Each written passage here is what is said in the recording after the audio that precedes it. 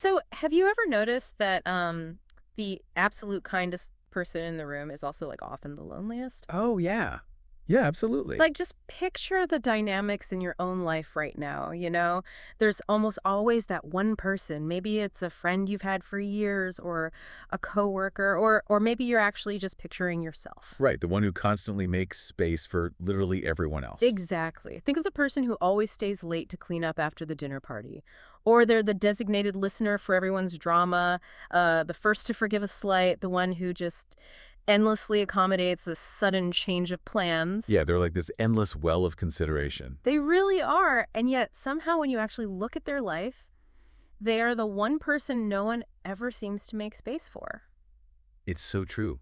You see them pouring out all this tremendous generosity, and I mean, a part of you just assumes the world will naturally rush in to reciprocate, right? Right, you'd think so. You think, surely someone who gives that much is being taken care of in return, but the reality is usually the exact opposite. They're left totally depleted, just standing there holding everyone else's coats, basically, with completely empty hands. Yeah, holding the coats. That's a perfect way to put it. And it's such a common phenomenon that we almost take it for granted as this tragic fact of life. But that's exactly why we're doing this deep dive today. I am so excited for this one. The source material is incredible. It really is. We are diving into a really fascinating, beautifully written text called Why No One Yields to the Kindest One, The Sacred Law of Self-Kindness. Such a great title. I know, right? And our mission with this deep dive is to basically figure out why bending over backwards for others so consistently backfires. Like, we want to look at the actual mechanics of why being too nice leaves you isolated. And crucially, how the author suggests we can fundamentally restructure our relationship with ourselves to actually change that outcome. Yes, exactly. So, to start us off, what is the core premise here? Because it really flips the script on how we usually view this. It does. The foundational premise is brilliant because it completely removes this idea of victimhood. Mhm. It argues that this dynamic, the endlessly accommodating person being left behind, it's not a coincidence. It's not just bad luck. No, not at all. And it's not simply a case of the world being populated by cruel, ungrateful takers. Mm. Even though, I mean, it can deeply feel that way when you're exhausted. Oh, for sure. When you're drained, everyone looks like a villain. Exactly. But according to the source, the universe actually operates on this very precise, unyielding law. And the quote is, "No one can give you more of something than you are willing to give yourself." Wow. Okay, wait.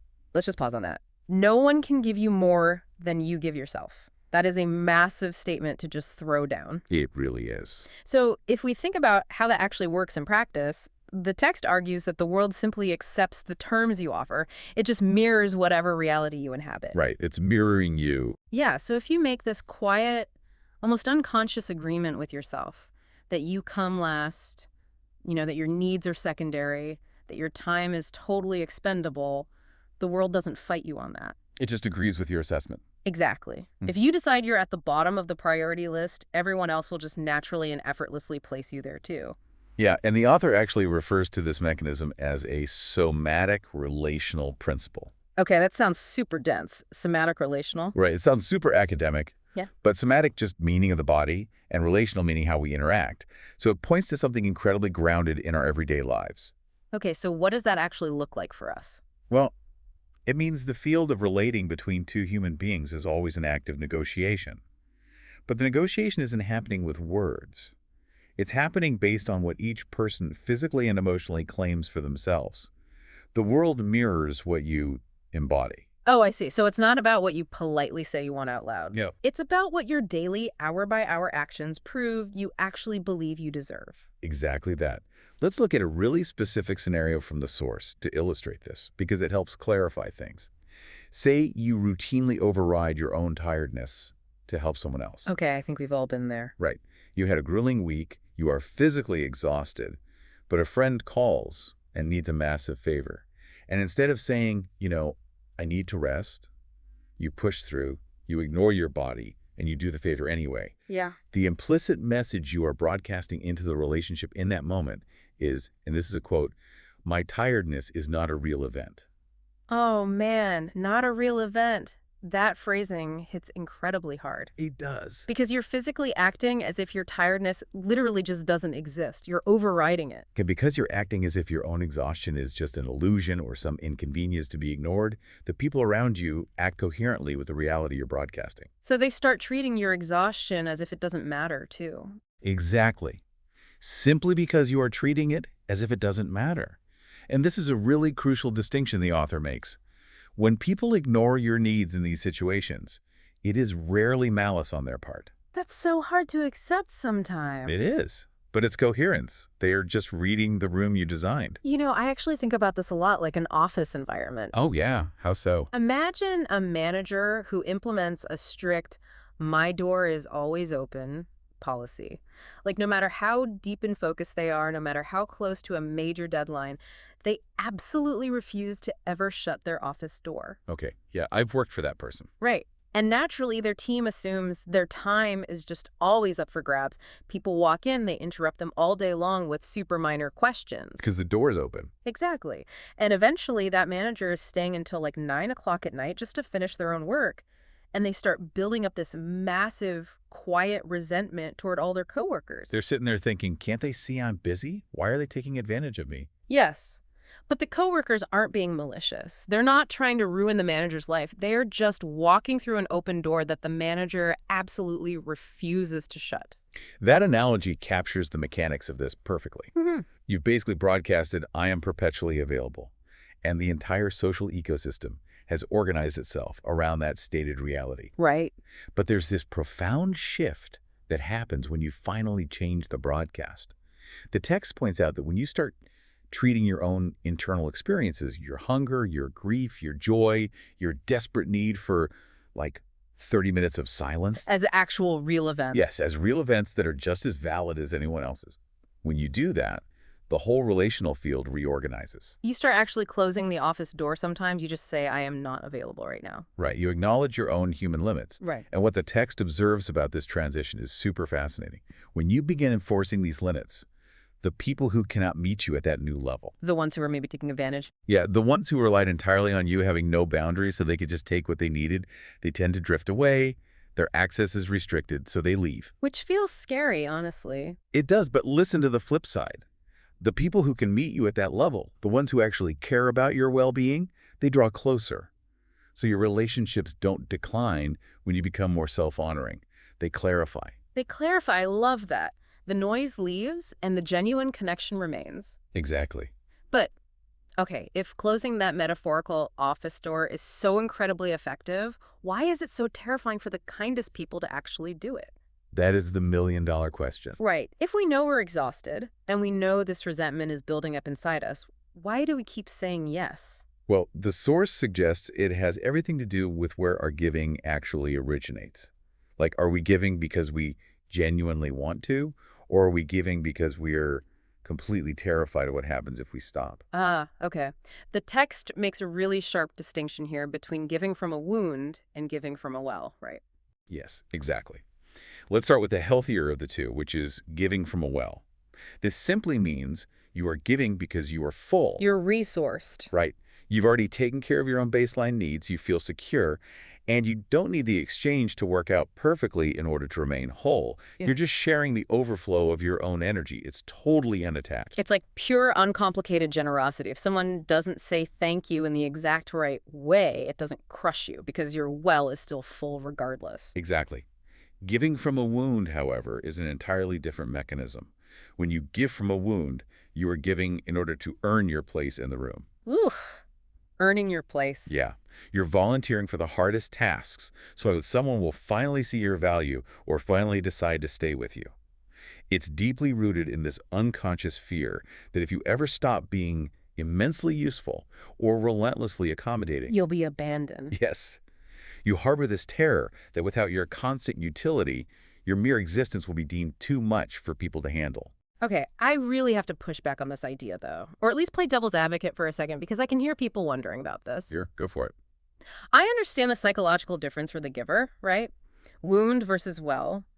But let's say I have a friend going through a tough time, and I spend 5 hours helping them move heavy furniture on a Sunday. Okay. Now, Deep down, maybe I'm only doing it because I'm terrified they'll think I'm a bad friend and they'll stop liking me if I say no. So I'm operating from a wound.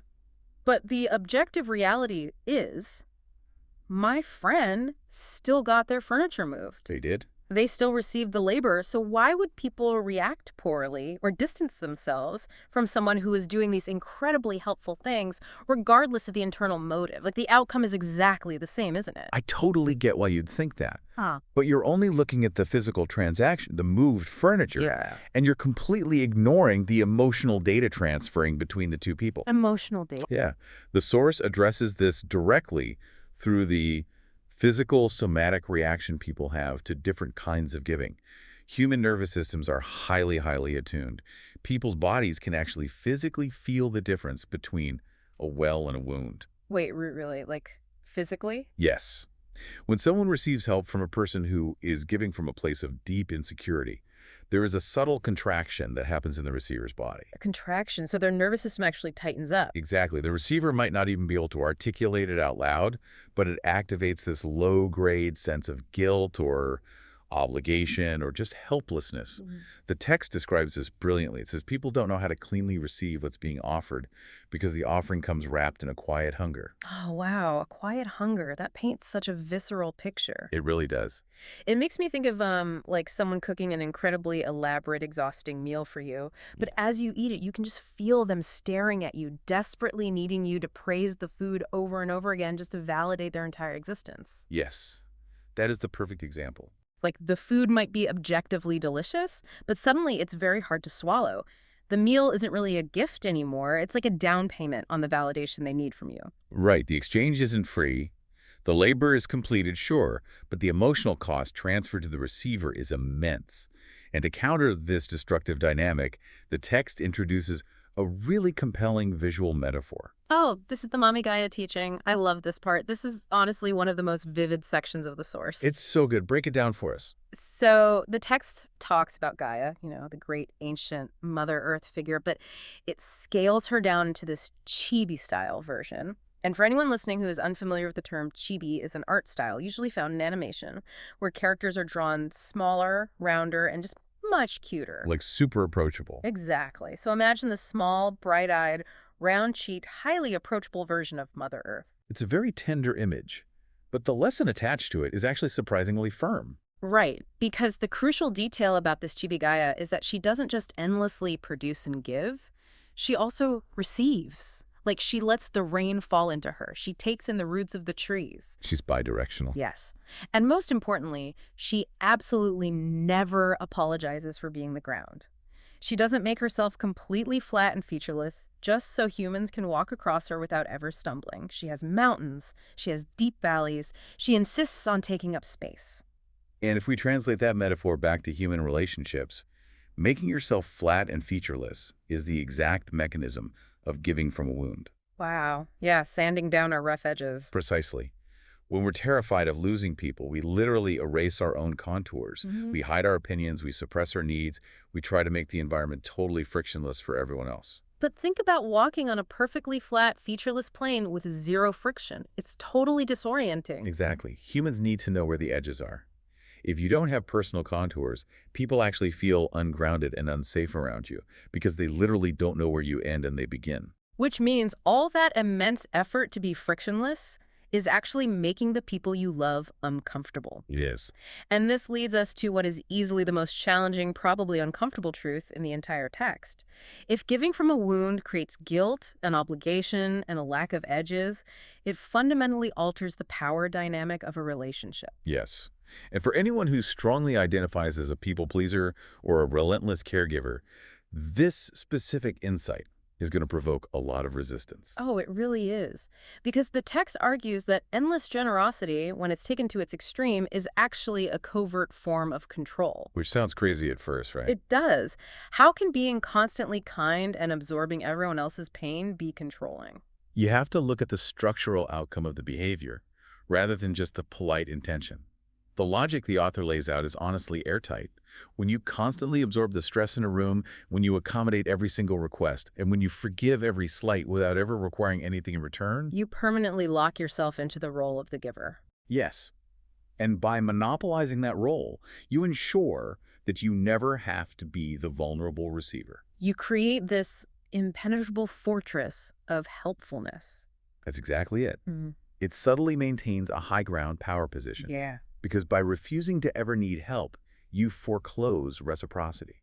You literally remove from the other person the opportunity to give back to you.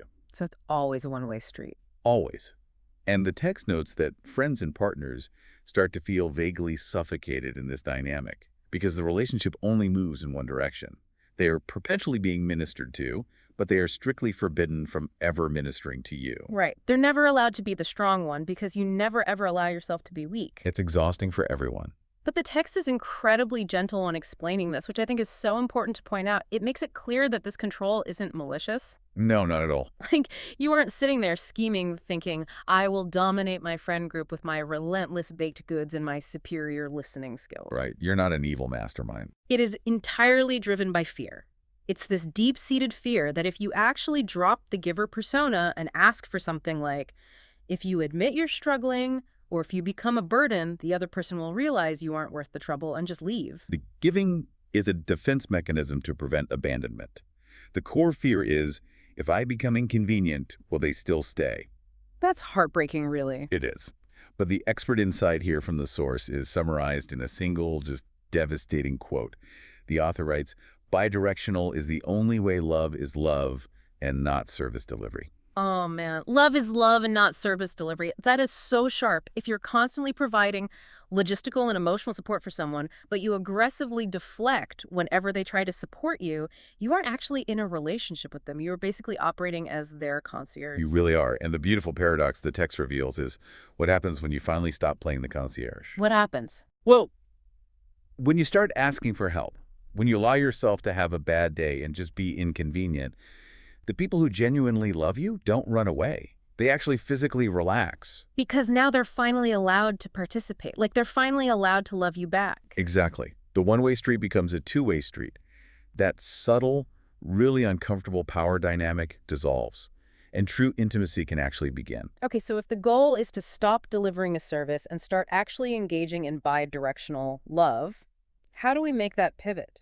Well, the text makes it clear that we can't look to other people to initiate this. We have to be the first ones to fill our own well.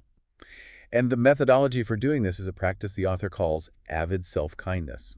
The word choice there is so highly deliberate. Yeah. Avid. It's not just self-kindness, it's avid. I'm so glad you highlighted that because avid changes the entire tone of the instruction. The text specifies that avid does not mean occasional. It doesn't mean like, I'll be kind to myself next month when I finally finish this massive work project and I've quote-unquote earned a spa day. Right, that's not it at all. Avid means eager. It means enthusiastic. You have to cultivate an eagerness to be kind to yourself in the exact same way. You are eager to make sure a shivering child is wrapped in a warm blanket or a hungry friend gets fed. And to fully grasp this, the author requires us to distinguish between two completely different concepts that we constantly confuse: indulgence versus avid self-kindness. Oh, this is a huge distinction. It is. Indulgence, according to the text, is merely a compensatory reward for suffering.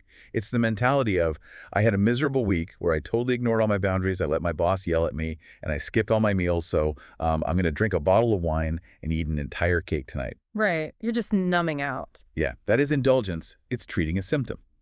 Avid self-kindness, on the other hand, is structural. It completely alters the foundation of how you live.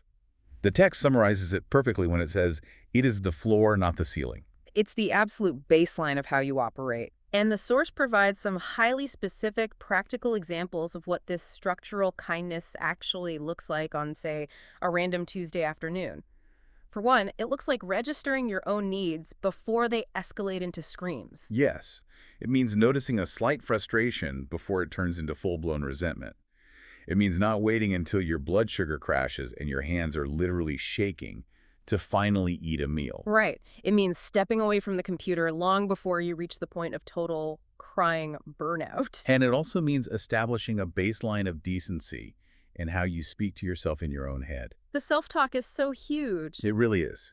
It means fiercely protecting your rest without feeling the need to invent some productivity-based justification for it. You don't have to earn the right to sleep by exhausting yourself first. And maybe the most difficult practice of all for a chronic people pleaser, learning to sit in your own company without needing to perform, even for yourself. Oh, that's so hard. Right, you don't have to constantly be improving or optimizing, you can just exist. And there is a profound paradox that emerges when you actually start living this way. The text calls it the paradox of limits. When you establish this non-negotiable floor of avid self-kindness, you completely stop broadcasting the signal that you are available for any price. You're not always open anymore. Right. The people around you begin to sense genuine, immovable limits within you. And just to be clear here, these aren't defensive walls built out of anger, right? They're just healthy limits. Exactly. Walls keep everyone out. Limits just define where you begin and end. And what the author notes is that someone with genuine limits is mysteriously far more attractive, restful, and trustworthy to be around than someone with none. Because you know where you stand with them. Precisely. To return to that Chibigaya metaphor from earlier, the text offers this incredible line. If you want the flowers, you must also want the frost. Oh, I love that. You are allowed to have a winter. You don't have to be a blooming spring in all directions at all times just to avoid disappointing people. The frost is part of the ecosystem. It has to be. And that brings us to the ultimate synthesis of this entire philosophy. Because everything we've explored today, the mirror dynamic, the transition from wound to, well, the structural necessity of avid self-kindness, none of this is meant to be just an abstract intellectual thought experiment. Right, it's not just theory. It is deeply, inescapably rooted in our physical existence. The text really drives this home in its closing arguments. It strips away all the metaphors and gets incredibly literal about the body. It does. The deepest teaching here is that the life-giving force we associate with the earth, that Gaia energy, is not something out there in the forest somewhere. It is the literal substance of your own body reading the words on the page. That is so powerful. She is the physical sensation of hunger in your stomach. She is the dull ache of tension in your tired shoulders after a long drive. She's the physical reality of your nervous system. She is the warmth that blooms in your chest when you finally hear someone articulate a truth you've known all along. Precisely. And when you habitually ignore the signals of your body, when you berate yourself in the mirror or push past your physical limits just to please a stranger, you are enacting a literal aggressive separation from the substance of life itself. You are attacking the earth. Wow. But when you are structurally, foundationally kind to yourself, when you treat your own physical and emotional aliveness as a primary sacred site, you aren't being selfish. You are simply being coherent. You are honoring the ground you physically walk on. You know, the source material leaves the reader with some incredibly potent integration questions, and I actually want to pose them directly to you, the listener, as we wrap up our analysis today. Yeah, these are definitely worth sitting with. So take a second and ask yourself right now, where in your body do you actually feel the physical contraction of withholding kindness from yourself? Like, does your jaw tighten? Does your chest get heavy? And think back, what is your earliest memory of deciding that your needs had to be secondary for you to be loved? The closing invocation of the text serves as such a powerful reset for anyone stuck in that cycle. The author reminds us, and I'll quote again, "The world is waiting, not for more of your endless generosity, but for the moment you finally include yourself in it." So as you transition back into the rest of your day, I want to leave you with one final thought to mull over. It really builds on the text's final lingering question about what you would let yourself receive if you truly believed receiving was as sacred as giving. Right. If the universe truly operates on this strict, unyielding law, and the world simply mirrors the reality we claim for ourselves, what would happen to the relationships in your life right now if you suddenly started treating your own joy not as a rare, occasional reward for hard work, but as a structural, daily necessity? That's the real test. Would the people who constantly drain your energy simply vanish, finding your new boundaries too inconvenient? And would the people who truly love you finally breathe a massive sigh of relief because they can finally stop taking from you and start actually partnering with you? Think about that loneliest, kindest person in the room we pictured at the very beginning. Maybe the only thing they need to do to finally fill that room with real, bi-directional connection is to pull up a chair and finally take a seat for themselves.